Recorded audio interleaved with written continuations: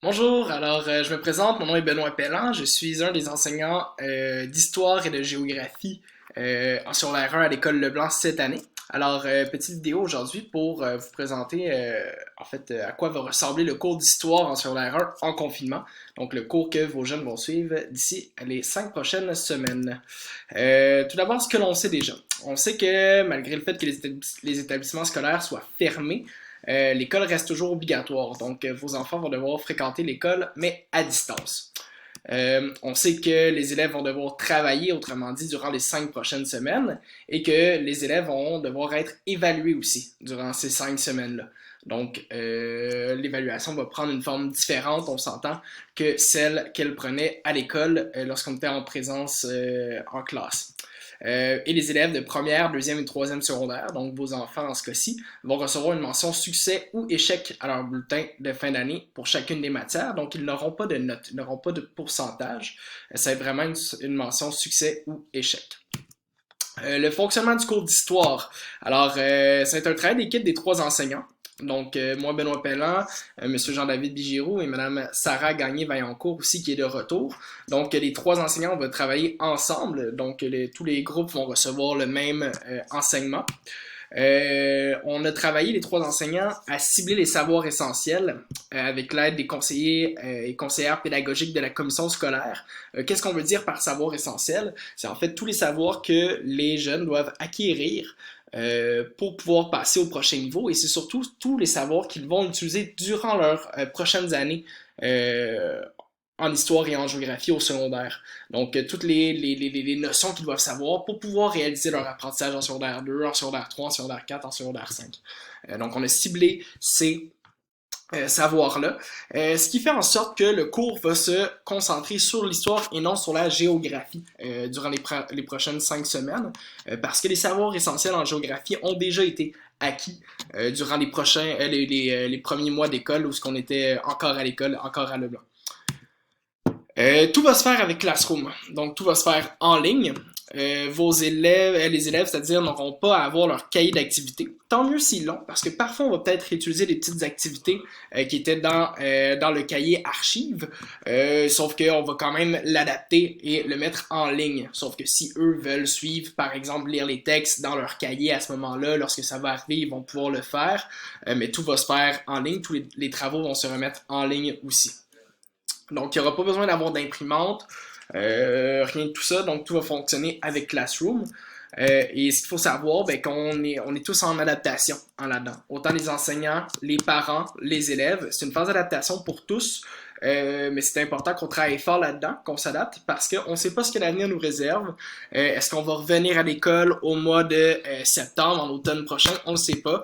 Donc, on est peut-être en train de mettre des bases, d'établir des bases, c'est-à-dire pour l'école l'année prochaine déjà, en utilisant le logiciel Classroom. Donc, c'est très important que tout le monde soit ouvert d'esprit et s'adapte à ça. Mais on s'entend, les enseignants aussi, on est conscient qu'on est tous en adaptation. Donc, c'est sûr que si les élèves ont de la difficulté, on va être là pour les aider.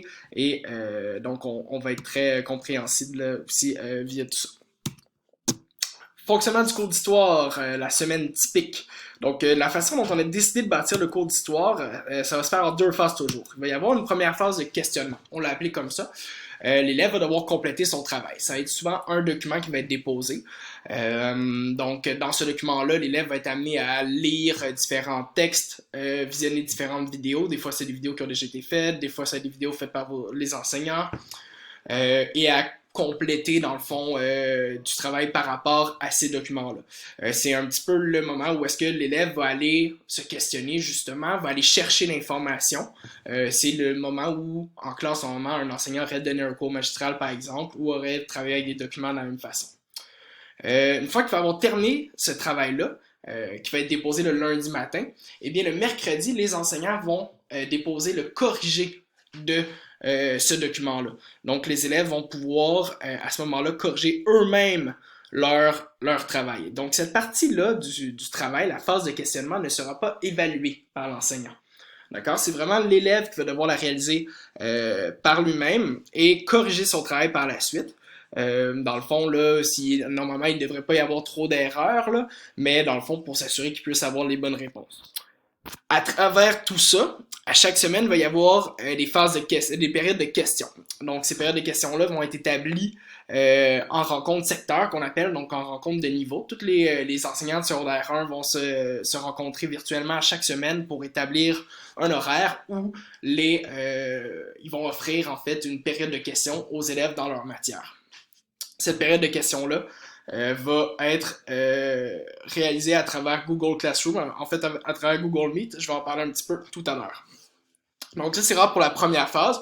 Donc l'élève complète son travail en faisant l'acquisition de connaissances. Il corrige son travail par la suite. Et ça nous mène à la deuxième phase, qui est la phase évaluative. Donc le moment où l'élève va devoir réaliser son évaluation. Cette évaluation-là va se faire via Classroom aussi. Donc de la même façon que donc pour la première phase, ça va être un document que l'élève va devoir compléter. On est très conscient que là, les élèves vont pouvoir utiliser tous les documents qu'ils ont déjà à la maison. Il n'y a aucun problème avec ça. Donc, si ils veulent utiliser le document de la phase de questionnement pour faire la phase évaluative, on est correct avec ça, il n'y a pas de souci. Mais ils vont voir qu'ils ont besoin de compléter la phase de questionnement sérieusement s'ils veulent réussir à compléter la phase évaluative. Donc, c'est vraiment sur la phase évaluative que les enseignants vont se baser pour pouvoir évaluer les jeunes par la suite. Pour les questions, si les élèves ont des questions, si les parents ont des questions aussi, on va commencer par les élèves, eh bien, il y a la période de questions selon l'horaire envoyé par la direction, comme je vous disais tout à l'heure. Donc, à chaque semaine, c'est le vendredi, je crois que l'horaire va être publié. On va essayer de garder ça stable le plus possible, mais ça dépend beaucoup des autres matières aussi. Donc, vous allez être mis au fait là, des périodes de questions auxquelles les élèves vont pouvoir participer. Ça va se faire sur Classroom à ce moment-là avec Google Meet. Il y a la section questions sur Classroom. Donc, pour tout ce qui est fonctionnement de Classroom, lorsque vous arrivez là, sur la page Classroom de votre enfant ou si les élèves arrivent sur leur page Classroom, ils peuvent se rendre dans la section travaux et devoirs et aller dans le thème questions sur Classroom. Là, pour le moment, ici, il n'y a qu'une seule publication, c'est comment rendre un travail ou un devoir. C'est une petite vidéo qui explique aux élèves justement comment rendre leurs travaux et devoirs. Je vais en rajouter là, une autre, notamment, les enseignants vont rajouter une autre, c'est-à-dire notamment sur comment se connecter à Google Meet, donc ce qui va remplacer Zoom. Vous allez voir, c'est bien plus facile et tout se fait à partir de Classroom. Pas besoin de mot de passe, pas besoin de courriel, tout ça, vous allez voir, c'est très très simple. Donc vous allez pouvoir aller visionner ça dans la section questions sur Classroom ici. Donc si vous avez des questions techniques par rapport à Classroom, normalement on va s'arranger pour que des vidéos explicatives soient publiées ici pour pouvoir y répondre. Ensuite de ça, le flux sur Classroom aussi. Donc, on va éviter, là, les élèves vont vous demander d'éviter d'utiliser vos courriels, de nous écrire par courriel. Tout va se faire vraiment par Classroom. Par exemple, ici, lorsque vous allez arriver sur votre section flux, vous allez toujours pouvoir écrire donc des questions juste ici. Là, pour ma part, moi, c'est ma petite photo qui apparaît. Vous devriez vous voir sûrement vos initiales de votre nom.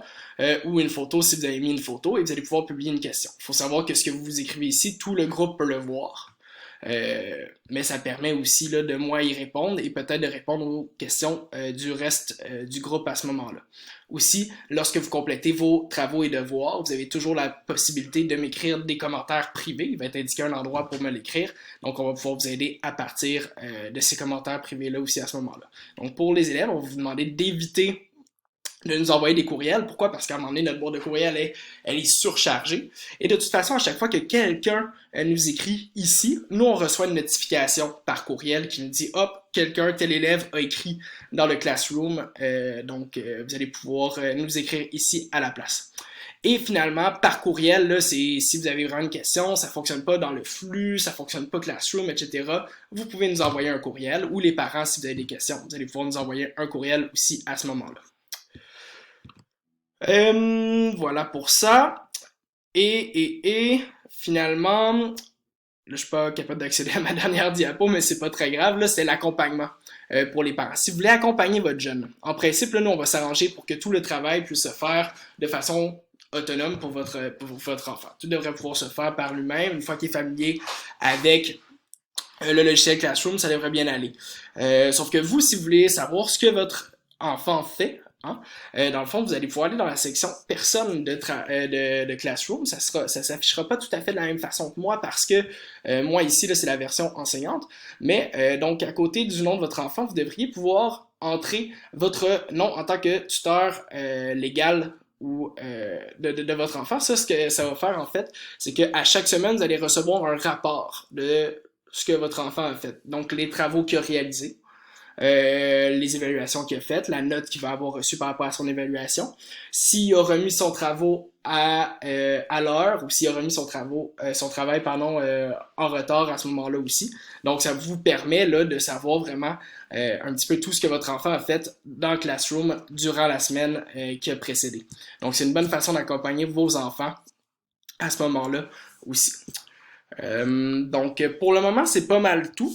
Si vous avez des questions, je vous invite à nous écrire par courriel pour si les parents, les élèves, vraiment nous écrire vers Classroom.